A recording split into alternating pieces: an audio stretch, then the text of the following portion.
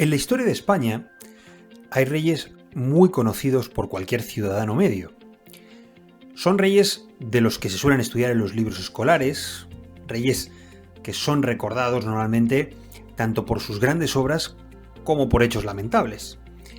Entre los muy reconocidos por sus logros, podríamos citar, por ejemplo, a Carlos I de España y V de Alemania, al emperador Carlos I, o a Carlos III, sobre todo si sois de Madrid. Y entre los que siguen teniendo hoy una terrible mala reputación, pero también son muy reconocidos, pueden estar, por ejemplo, Fernando VII, que es considerado uno de los peores reyes que ha tenido nuestro país. Sin embargo, hay otros que han pasado muy desapercibidos y que hoy casi nadie recuerda. Pues precisamente vamos a hablar de uno de ellos, un rey con una vida interesante, muy interesante, Fernando VI. ¿Y a quién le vamos a dedicar este rato juntos en la biblioteca del profesor Barriga? Como siempre, lo vamos a hacer en aproximadamente 30 minutos. ¿Listos para este pequeño viaje? Pues el tiempo empieza ya. El de Fernando VI fue un reinado corto. Transcurrió exactamente entre el 9 de julio de 1746 y el 10 de agosto de 1759. Sin embargo, no fue el reinado más corto de los que ha tenido España. El récord de brevedad, lo ostenta su hermano mayor, Luis, llamado Luis I de España, y también conocido como el bien amado o el liberal. Luis vivió entre 1707 y 1724, pero realmente fue rey solamente desde el 15 de enero del 24, de 1724, hasta su muerte 222 días después de ser coronado. Exactamente, reinó 8 meses. Fernando VI, en cambio, reinó 13 años, que ciertamente no es mucho, pero tampoco es una cifra ridícula. Pensemos, por ejemplo, que hay presidentes del gobierno que solo están 8 años. Si están 2 legislaturas, 4 años cada una, no están más de 8 años. De hecho, cualquier presidente de los Estados Unidos ha gobernado siempre menos tiempo de 13 años por el límite de 2 mandatos que tienen autoimpuestos. O sea, ha habido una excepción entre los presidentes de Estados Unidos, pero todos han estado como máximo 2 legislaturas. Y a nadie le parece que Ronald Reagan o Barack Obama tuvieran un periodo de gobierno corto. Han pasado a la historia sus personajes con un periodo de trabajo, digamos, al servicio de su país más corto que el de Fernando VI. Pero como decimos, parece que la historia se ha olvidado un poco de Fernando. Bueno, Fernando nació el 23 de septiembre de 1713 en Madrid y era hijo de Felipe V, que fue el primero de los reyes de la dinastía Borbón. Tras su hermano Luis, del que hemos hablado ya, de Luis I, será el segundo rey Borbón nacido en España, porque lo cierto es que su padre Felipe, a pesar de ser el primer rey Borbón, no había nacido aquí, había nacido en Francia, concretamente en el Palacio de Versalles. Su madre, la madre de Fernando VI, era María Luisa Gabriela de Saboya, una noble italiana perteneciente a la celebérrima dinastía de los Saboya.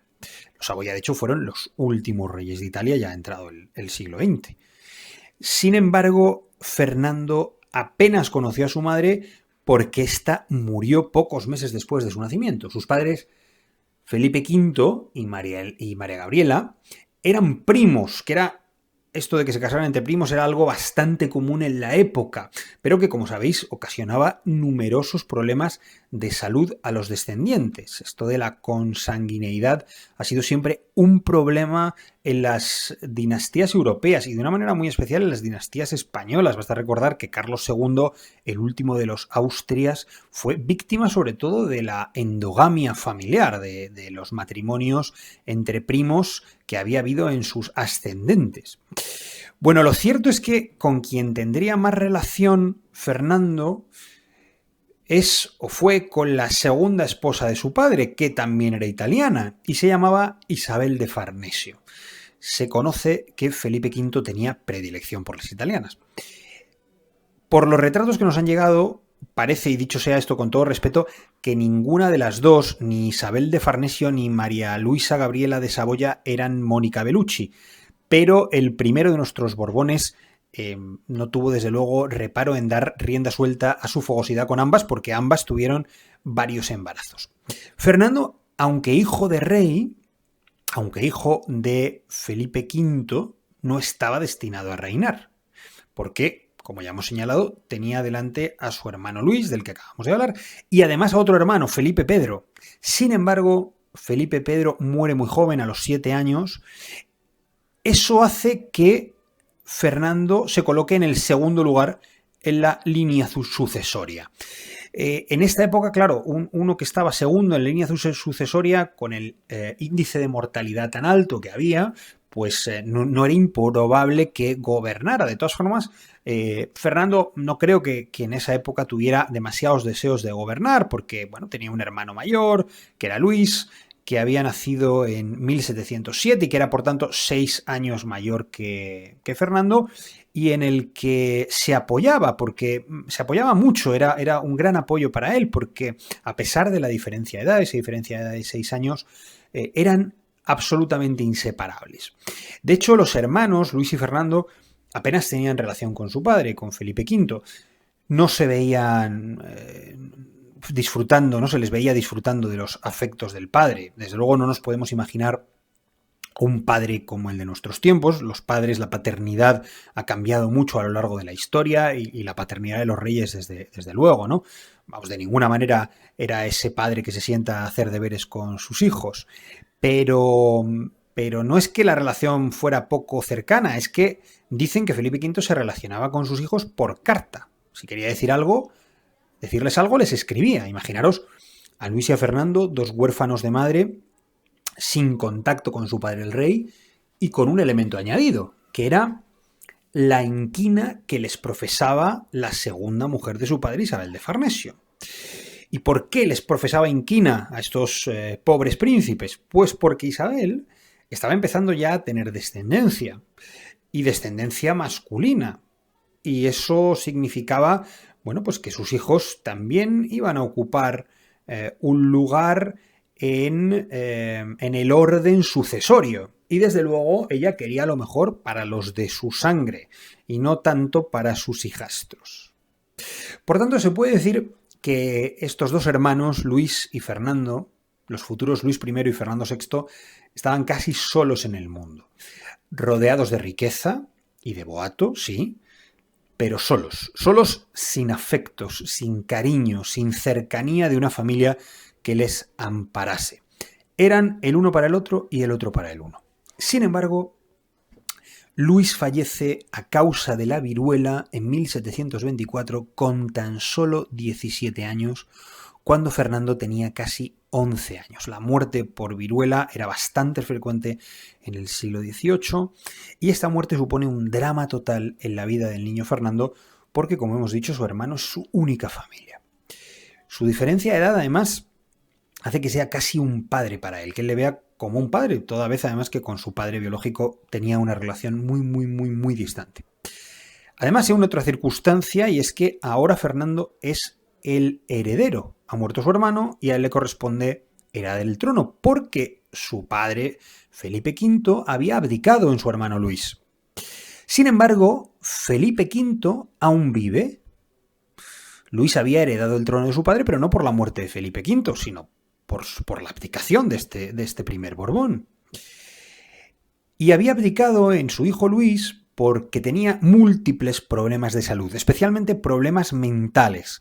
Los historiadores se empeñan últimamente en intentar descifrar cuáles eran los problemas mentales que aquejaban a Felipe V y no se acaban de poner de acuerdo. Parece que a la melancolía y la depresión se le unían ciertas psicopatías importantes, episodios, bueno, pues no solo de depresión, sino de, bueno, de psicosis fuerte, especialmente al final de su vida.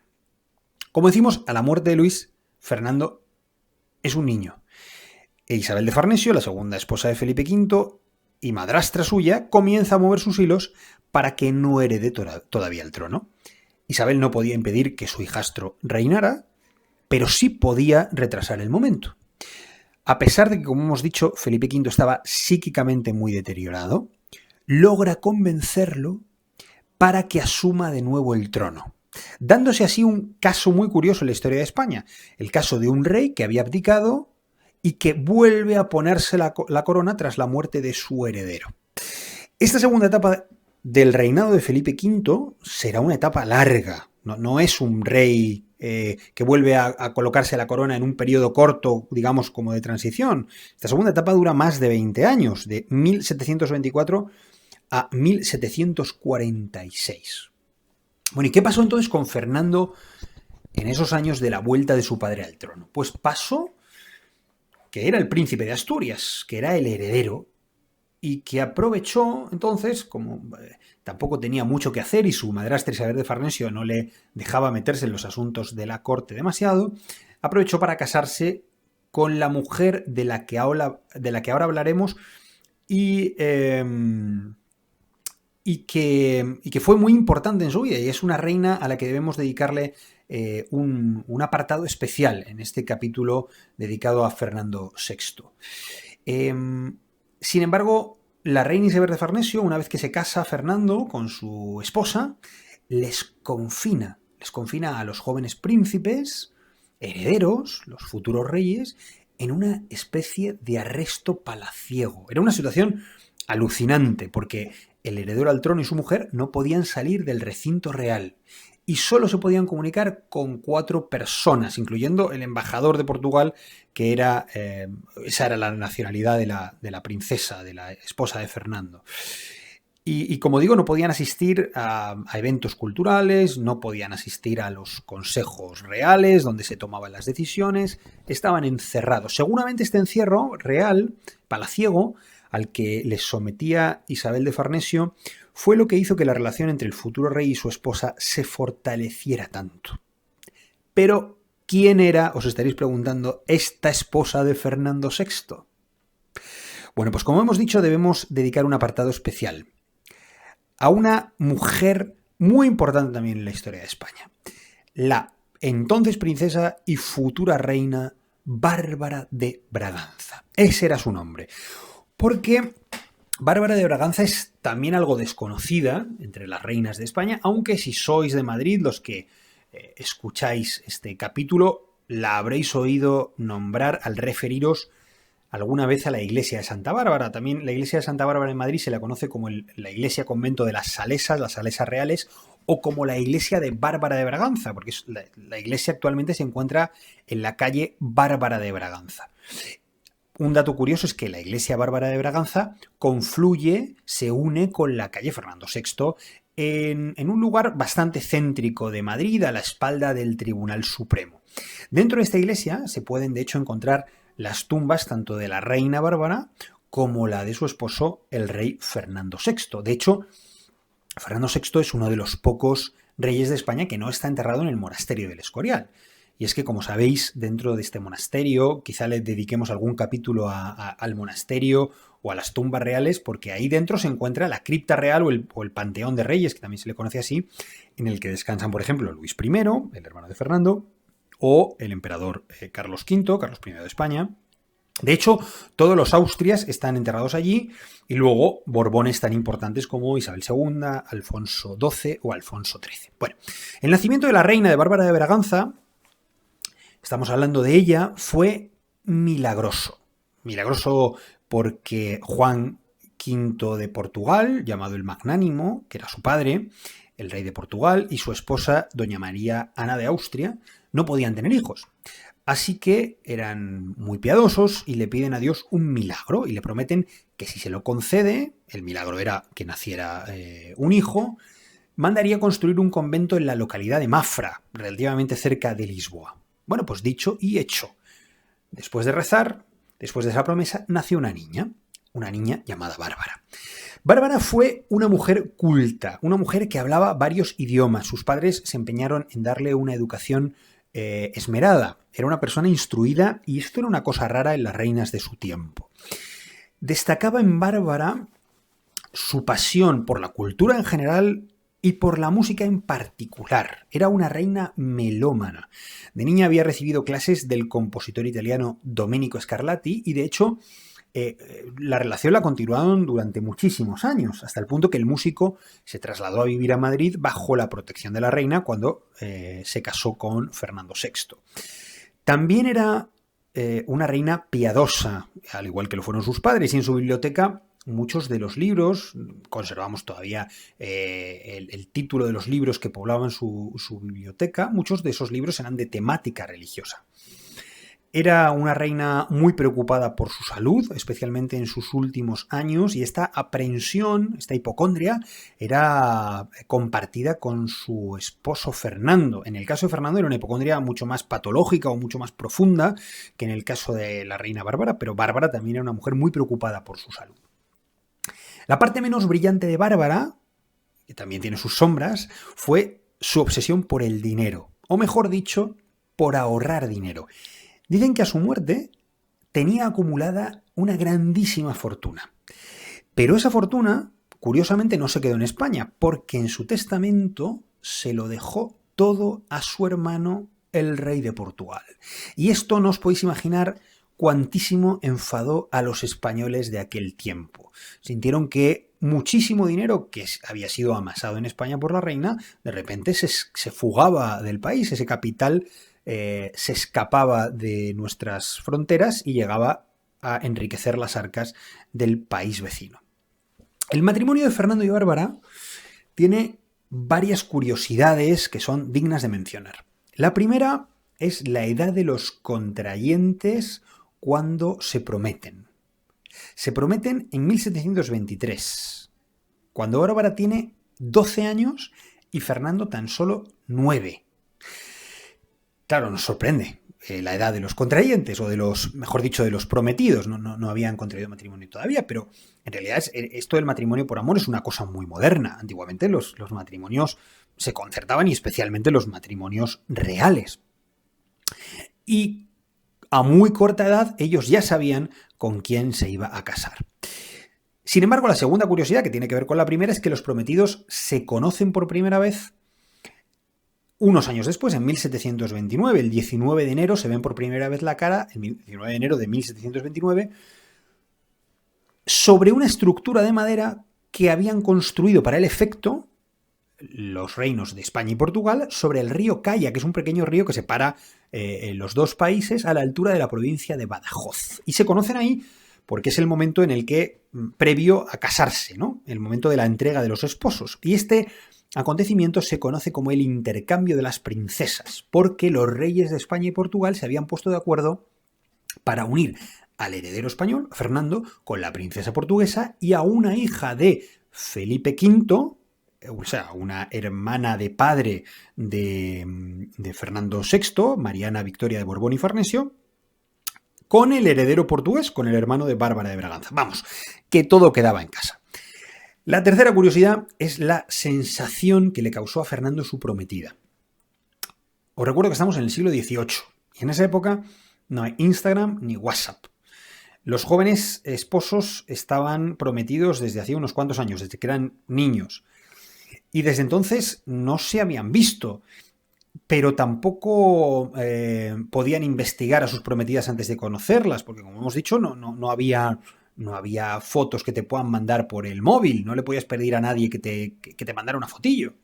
Se tenían que fiar de los consejeros o de los embajadores a quienes podían preguntar sobre la belleza de la dama en cuestión, de la prometida o el prometido. Pero la respuesta de estos, como os podéis imaginar, siempre iba a ser elogiosa. Imaginaos si le preguntan al embajador portugués cómo es la princesa o el príncipe en cuestión. Nunca va a decir, un horror, majestad, es un orco. O no va a decir, uy, pues es depresivo, no te conviene. No, los consejeros siempre ensalzan la belleza y los embajadores más. Por otro lado, no había mucho que hacer. Aquellos hombres y mujeres asumían que iban a casarse con la persona que fuera mejor para los intereses de su país. Eran lentejas. Lo más que había visto Fernando era algún retrato de su prometida, pero claro, un retrato no es una foto. De hecho, Portugal negó los retratos durante muchos años precisamente para que no se diera cuenta Fernando que Bárbara había sufrido de niña la viruela y esto había dejado unas marcas feas en su rostro. Ya sabéis que la viruela produce unos granos en la cara muy fuertes, muy agresivos, que dejan luego unas marcas terribles en la piel cuando finaliza la enfermedad, si es que logras superarla. Y bueno, y le habían quedado esas marcas que la afeaban bastante. De hecho, cuando la vio por primera vez, se sintió, le espantó la imagen de su prometida. Sin embargo, esto no impidió que se casaran en la Catedral de San Juan Bautista de Badajoz. Es la única boda real que se ha celebrado en esta iglesia, la Catedral de San Juan Bautista de Badajoz, y ella tenía 18 años y él, el futuro Fernando VI, tenía solamente 15. No obstante, y a pesar de aquel primer encuentro, digamos, poco ilusionante, el matrimonio de Bárbara y Fernando fue un verdadero matrimonio en el que los cónyuges estuvieron enamorados el uno del otro y el otro de la una. Uno de esos matrimonios que tampoco fueron del todo frecuentes entre los reyes de la antigüedad, pero en este caso, desde luego, sí tenemos una bonita excepción en eso.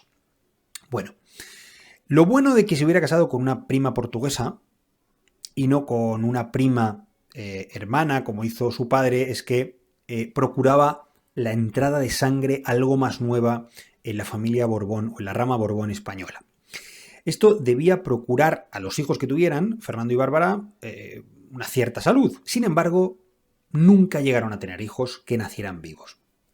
En lugar de tener un único válido, y ahora vamos a hablar un poquito más del gobierno de Fernando, en lugar de tener un único consejero, digamos, ayudante, como había ocurrido con otros reyes de España, el poder lo dividió Fernando entre dos hombres fuertes. O en un hombre muy fuerte y en otro hombre fuerte menos fuerte. El hombre muy, muy fuerte, el válido, digamos, era el marqués de la Ensenada. Y por otro lado estaba otro hombre fuerte, que era José de Carvajal y Lancaster. Dos personajes nobles, a los que merece la pena dedicarle unos minutos. Ensenada, el hombre fuerte de aquel gobierno, se llamaba en realidad Zenón de Somodevilla y Bengoechea, y era de una familia hidalga, es decir, de la baja nobleza, y había sido nombrado marqués por el padre de Fernando, por Fernando V, porque, bueno, había empezado a trabajar para este rey, había formado ya parte de la corte y de los gobiernos anteriores. Por eso, cuando Fernando asume el trono, no era un desconocido en la corte. Ensenada acumuló bajo su poder 4 secretarías que serían ahora 4 ministerios importantísimos: Hacienda, Guerra, Marina e Indias. En ese momento cumbre de su carrera, de hecho, a Ensenada se le conoce en la corte como el secretario de todo, de tanto poder que acumulaba. A Ensenada se le conoce también por un proyecto que llevó a cabo en esta época, que os sonará seguramente, que es el catastro, también conocido como catastro de Ensenada. Un catastro en nuestros días es un registro de los bienes inmuebles que tienen lugar en un lugar concreto. O que se lleva a cabo en un lugar concreto, pero en un sentido más genérico es una averiguación. Y esto es lo que pretendía hacer Ensenada: averiguar cuál era la situación de los municipios castellanos a lo largo del siglo XVIII, algo que no se había hecho en la historia anterior de España de una manera tan sistemática. De hecho, esto era un intento del gobernante por obtener un mapa de las poblaciones de Castilla, porque en Aragón y las 3 provincias vascas no se realizó.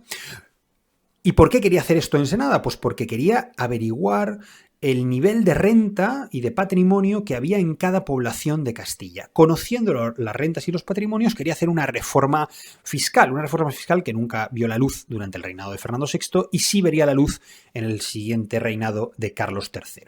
Era un formulario que se enviaba a todas las poblaciones y que constaba de 40 preguntas. Y como digo, se pretendía conocer las casas, el número de habitantes, los oficios que se desempeñaban en la población. Incluso había una pregunta muy curiosa que era ¿cuántos pobres de solemnidad había en la población? Fijaros hasta qué nivel de detalle preguntaba el catastro, este requerimiento, este formulario. Bueno, como os podéis imaginar, los documentos que todavía se conservan son una fuente inagotable de información para los historiadores. Ensenada fue un gran genio político, un político conservador, pero al mismo tiempo que emprendió reformas importantísimas, probablemente uno de los políticos más importantes de la historia de España, pero que acabó mal, acabó desterrado lejos de la corte, acusado de alta traición. En esta caída tuvo mucho que ver las conspiraciones del embajador británico. Ensenada, a diferencia de Carvajal, de José de Carvajal y Lancaster, que ahora hablaremos brevemente también de él, era francófilo y había organizado además una misión de espionaje curiosísima, interesantísima, muy desconocida también, encargada, mejor dicho, al marino Jorge Juan, para conocer el sistema de construcciones de barcos ingleses. Le había enviado al Reino Unido para espiar, para que le reportara cómo se estaban rearmando o cómo se estaba construyendo la flota británica, que empezaba a despuntar. Entonces Jorge Juan desde Inglaterra le enviaba a Ensenada, al rey y a su gobernante cartas con claves numéricas, mensajes encriptados para que nadie pudiera descifrarlos. Es una historia curiosísima que os invito también a que descubráis.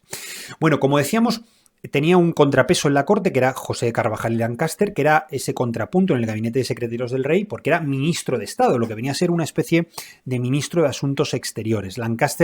Carvajal y Lancaster era noble de más alcurnia que Ensenada y un hombre rectísimo también, solterón, piadoso, un hombre muy recto en sus costumbres, muy fiel al rey, que falleció antes de que falleciera el rey Fernando VI. Y coincidiendo además con el fallecimiento de José de Carvajal, empezó el declive también del otro ministro, Ensenada. Bueno, además del proyecto del catastro, el reinado de Fernando VI se caracteriza por varias cosas muy interesantes y muy beneficiosas para España. En primer lugar, por un periodo de paz. Fue una época tranquila y esto es mucho decir en la historia de España. Cuando decimos España, nos referimos, por supuesto, también a los territorios españoles en América. Fue un periodo en el que no hubo guerras. Acompañado además por una bonanza económica y además una economía bien gestionada. Poco robo, no hay gasto militar porque es un periodo de paz y además empieza a fortalecerse mucho el comercio con América y esto pues aporta muchos beneficios a las arcas del Estado.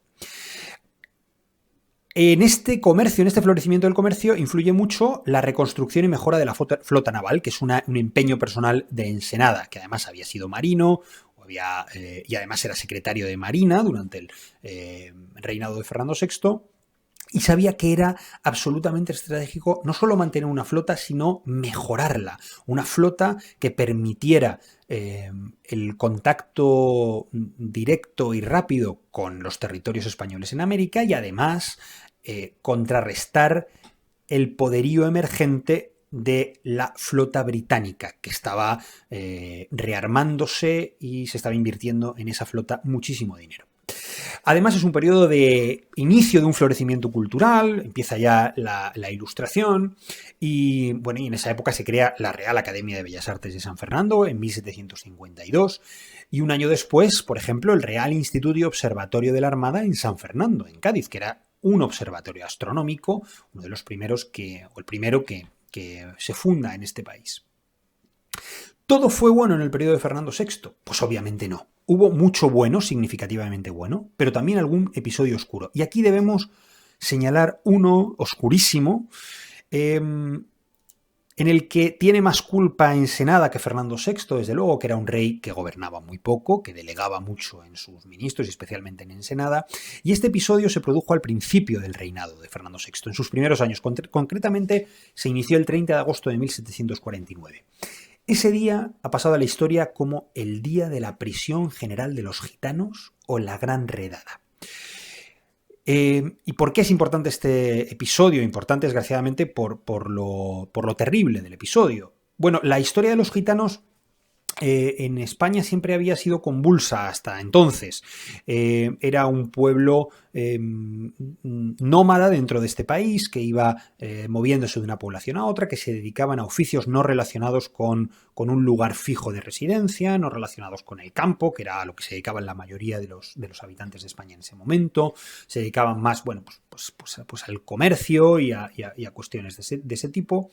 Y era una población que no acababa de integrarse dentro de un núcleo poblacional concreto. Ciertamente había excepciones en esa época y había gitanos que vivían dentro de núcleos urbanos desempeñando trabajos mucho más fijos, digamos. Pero, bueno, había una visión sobre los gitanos ya en ese entonces, una visión problemática, y pongo esto de problemático entre comillas, porque era un problema no para mí desde luego, sino para las autoridades de la época. Entonces Ensenada decide acabar con el problema, y la manera de acabar con el problema es un plan que consistía en hacer una gran redada para apresar a los gitanos del reino y confinarnos en algún lugar de trabajo esclavo o en casas similares a cárceles. ¿Por qué quería esclavizar, también entre comillas, a los gitanos?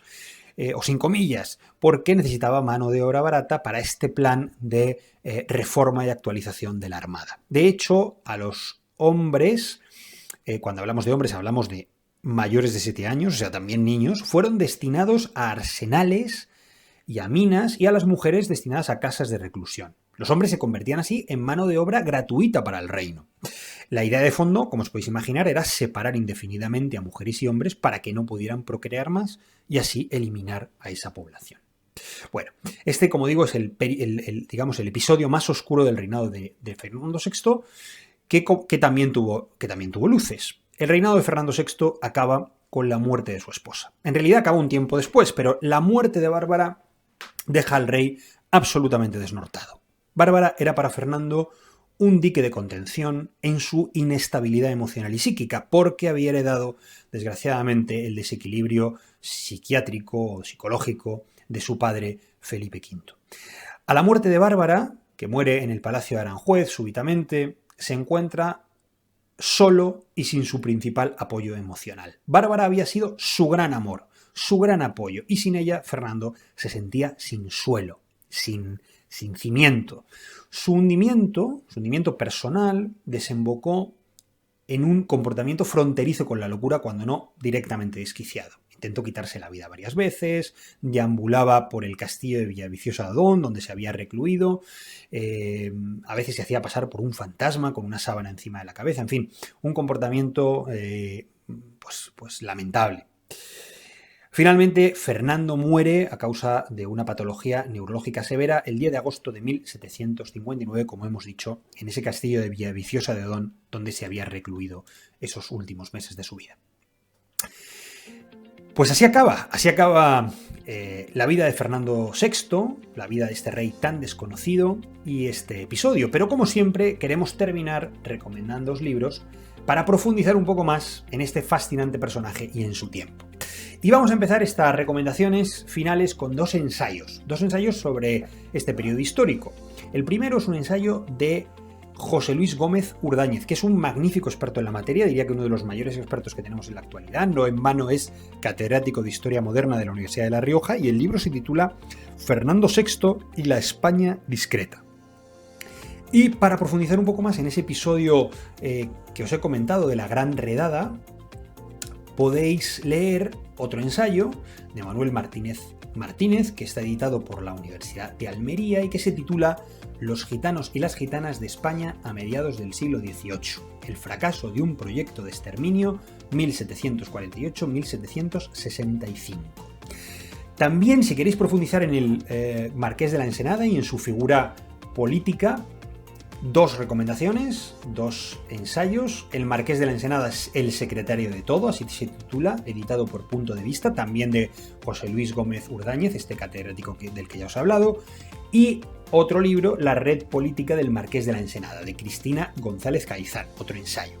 Bueno, y por último, estoy dando muchas recomendaciones, soy consciente, pero el tema merece la pena. Para quien no quiera leer ensayos y prefiera una novela muy interesante del historiador José Calvo Pollato, que también es modernista, doctor en historia moderna y también novelista. El libro está centrado en esta época y se titula El espía del rey. Ahí vais a poder conocer un poquito más sobre ese episodio también que os he adelantado de Jorge Juan, el Marqués de la Ensenada, el espionaje en Inglaterra, etc. Yo os confieso que no lo he leído, pero sí lo han leído mis padres y les ha encantado, y como confío mucho en ellos como lectores, os dejo también esa recomendación que es más de ellos que mía. Bueno, pues hasta aquí nuestra aproximación a este rey desconocido, Fernando VI, pero fascinante. Espero que os haya gustado. Si ha sido así, no olvidéis darle a like y suscribiros al canal. Un fuerte abrazo y hasta la siguiente entrega de la Biblioteca del Profesor Barriga.